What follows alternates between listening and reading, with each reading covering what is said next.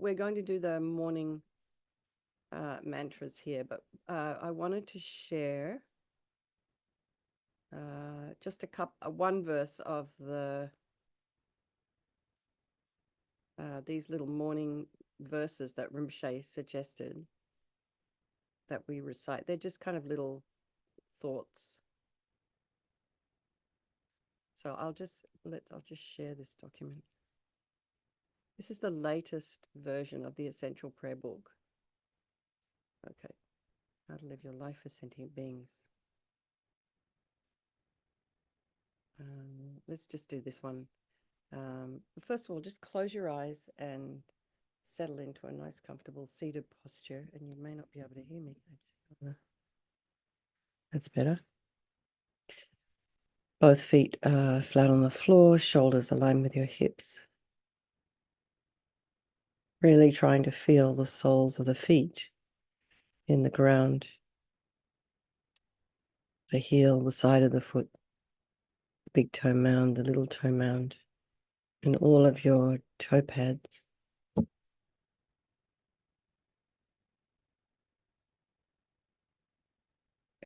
And lengthen your spine.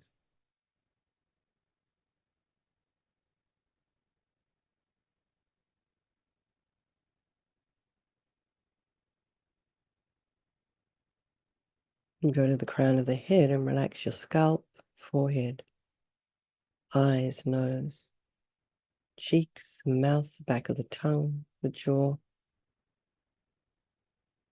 and the back of the head, your neck. Allow the shoulders and shoulder blades just to drop down, relax the throat and the chest and the belly and all of your limbs.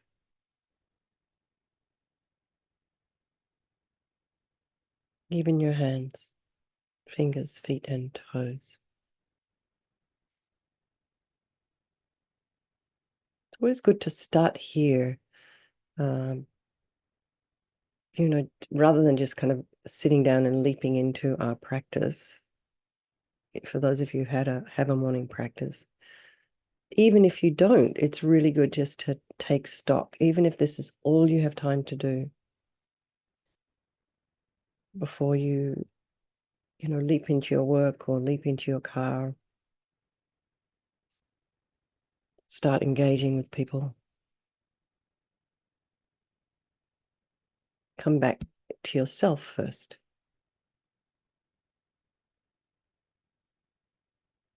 So we can read this, How to Live Your Life for Sentient Beings, the second verse there, from Arya Zura's prayer in the 70 stanzas. May I become like a wish-granting jewel, fulfilling all the wishes, and like a wish-granting tree, fulfilling all the hopes of transmigratory beings. So that's just, Rinpoche, there's a number of verses here, but, this is in the FPMT prayer book if you have it. So this blessing, the speech, is a beautiful little meditation.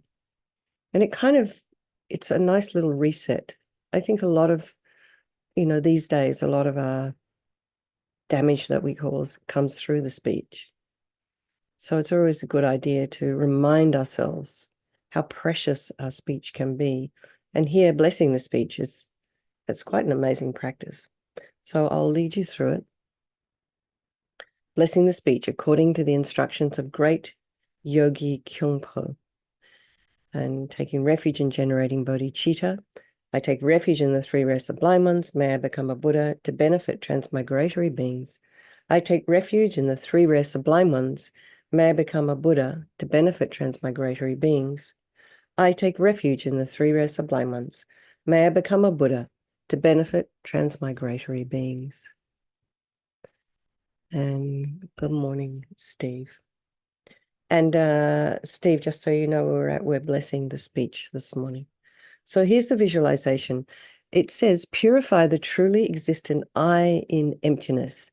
Then your wisdom realizing emptiness, which is non-dual with great bliss, manifests as a deity. So not everybody here has taken any of the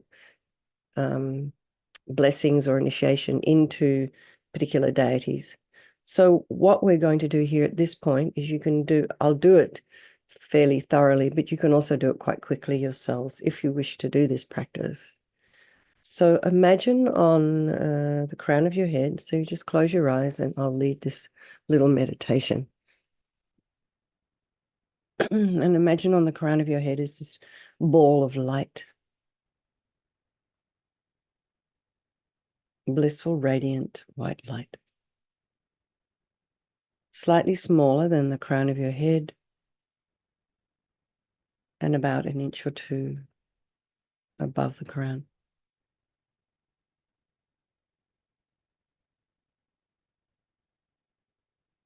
Now, you may not be able to see this ball in your mind's eye. Not everybody is a visualizer. And instead, you can just feel its presence. So it's just enough to know it's there. And this ball of light represents all the goodness, wellness, brilliance, kindness, compassion, intelligence, all the enlightened energy of the universe in this little ball of light above the crown of your head.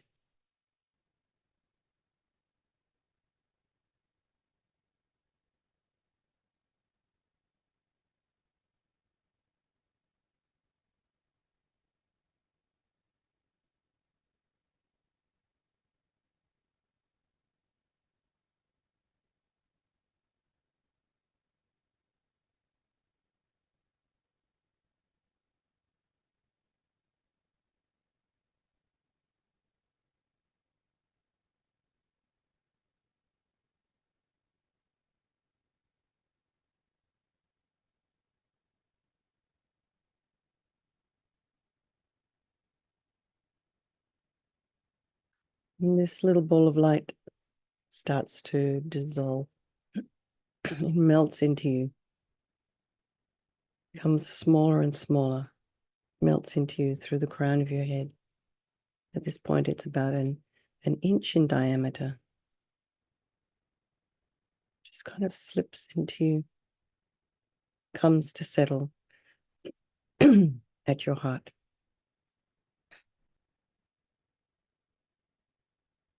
And from here, it starts to expand. This little ball of light. And as it does so, all the solid parts of your body start to dissolve.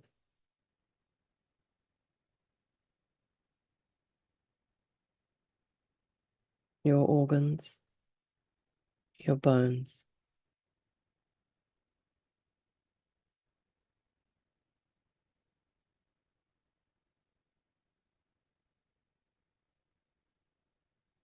blood vessels, blood, even at the cellular level, all your skin, the hair, muscles, tendons, ligaments, the fascia, all becomes light.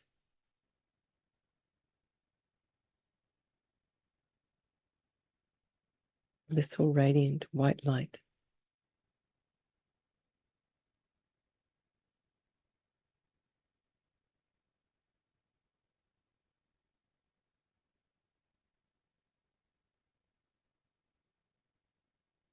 The lymph,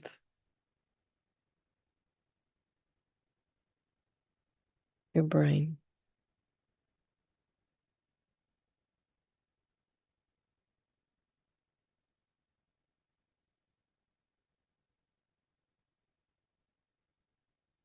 so we'll meditate on this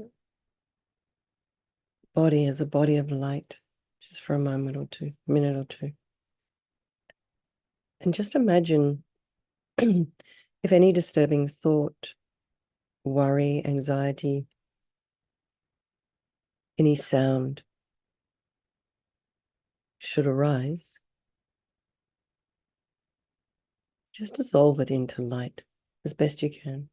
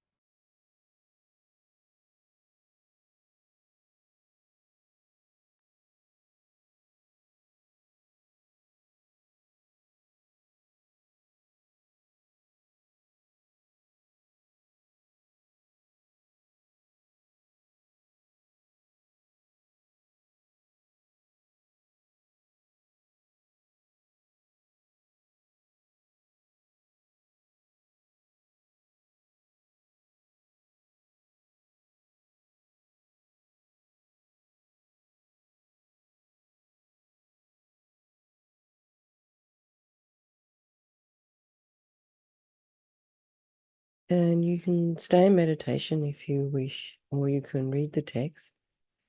But I would suggest just let me lead you until we get to the actual mantra. So imagine on your tongue is a syllable R, A-R, standing upright. So just imagine those two letters standing upright on your tongue.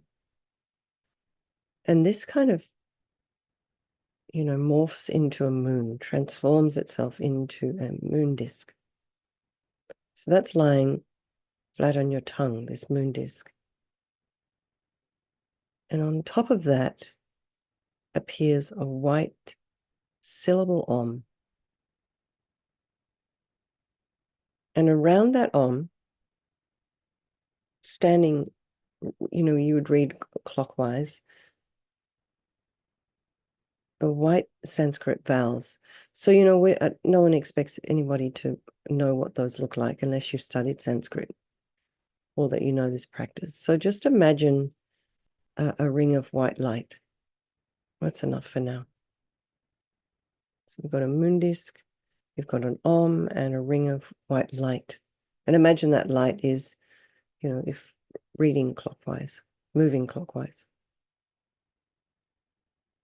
And then you have these red Sanskrit consonants standing counterclockwise. So then you have this red light, sort of going the other direction. So a ring of white light, then a ring of red light, and then a ring of blue light. This is the heart mantra dependent relation, also standing clockwise. So you've got clockwise white, anti-clockwise red, and then clockwise blue. So imagine all that's going on your tongue.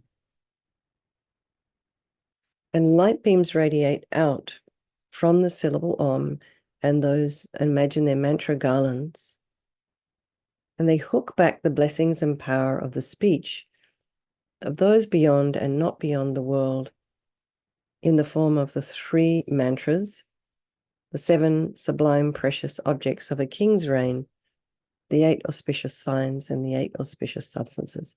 That all sounds very lofty, but imagine you're just receiving all these extraordinary blessings. So, those who are beyond the world are the Buddhas, the Arya Bodhisattvas, the abiding on the 3 pure bhumis, and the Arhats. And those who are not beyond the world, so these are all the holy beings beyond the world, and so those who are not beyond the world are the yogis accomplishing the path, and the sages who've actualized the words of truth. And, due to the power of abiding in silence, living in morality, abstaining from negative karmas of speech, the words of these sages have so much power. So whatever they pray for is successful.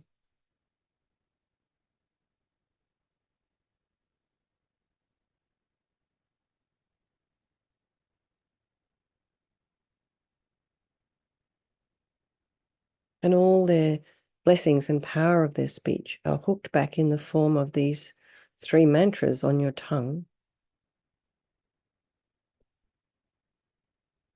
The 7 precious objects of a king's reign, and the 8 auspicious signs, and the 8 auspicious substances filling the whole sky.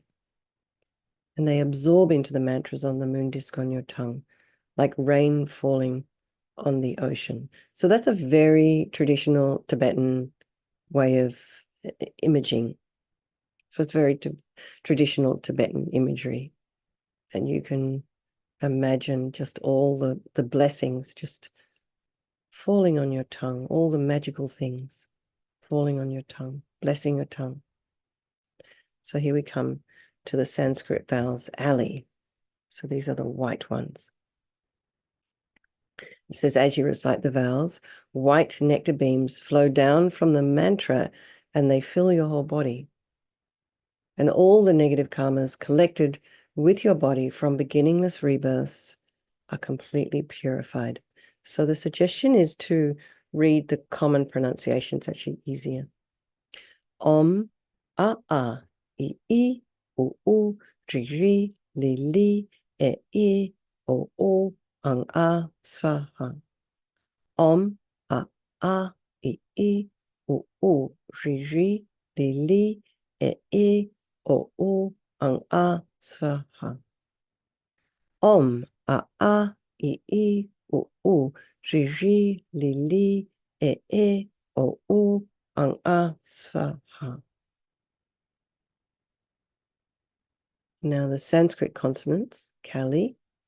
So as you recite the consonants, red nectar beams flow down from the mantra and fill your whole body.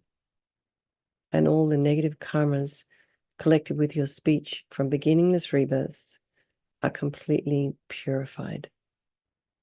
So we imagine these red mantras on your tongue. Om, ka ka ka ka, nya, tsa tsa tsa, za, gya, na, sorry, ta ta ta ta, na, ta ta ta ta, na, pa pa pa pa, ma, yara la wa sha ka sa ha kya swaha. Om ka ka ka ka nya tsa tsa tsa ya na ta ta ta ta na ta ta ta ta na pa pa pa pa ma yara la wa sha ka sa ha kya swaha. Om ka ka ka ka nya tsa tsa tsa za tsa tsa tsa ya na ta ta ta ta na ta ta ta ta na pa pa pa pa ma yara la wa sha ka sa ha kya swaha. So imagine all those beautiful red consonants flowing down from the mantra, filling your whole body. And then we have this heart mantra of dependent relation. So this time, as you recite the mantra, blue nectar beams flow down from the mantra and fill your whole body, and all the negative karmas collected with your mind from beginningless rebirths are completely purified. Do the common pronunciation here. Om ye dharma hetu pabhawa hetu tekan tatagato hayavada tekan sayo nirada evambadi maha shramanai svaha. Om ye dharma hetu prabhava hetu tatagato hayavada tekan sayo nirada evam vadi maha shramanai svaha.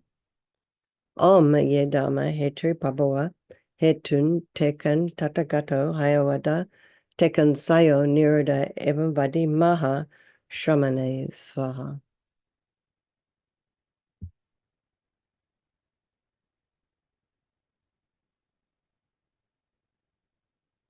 And you might be asking, why are we reciting Sanskrit? Well, it's a first language. My understanding of it, also in yoga practice, also in my our Buddhist practice, it's kind of a magical language. There's some energy to it.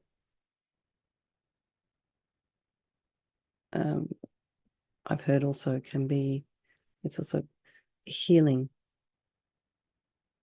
There's some very positive, energetic energy in even saying the Sanskrit.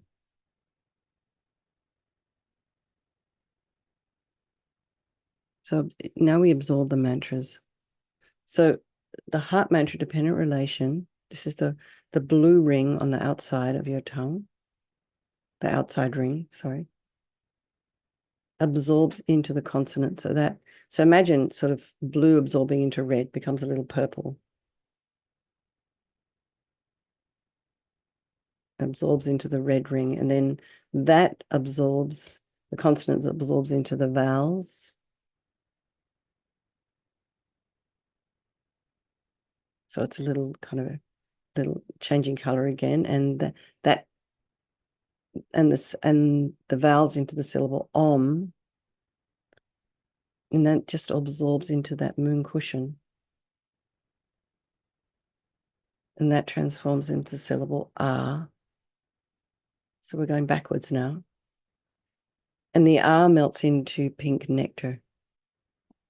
I would have thought it'd be purple, but anyway, it says here pink. So imagine you've got this beautiful pink nectar on your tongue. And that absorbs into your tongue. And your tongue becomes the nature of a Vajra. So in Tibetan Buddhism, Vajra is a very kind of, his other name is thunderbolt. And you'll see often when, maybe you've seen the bell and the dorje, it's also called dorje, but it's this little kind of implement that the people will hold in their right hand. It represents indestructibility.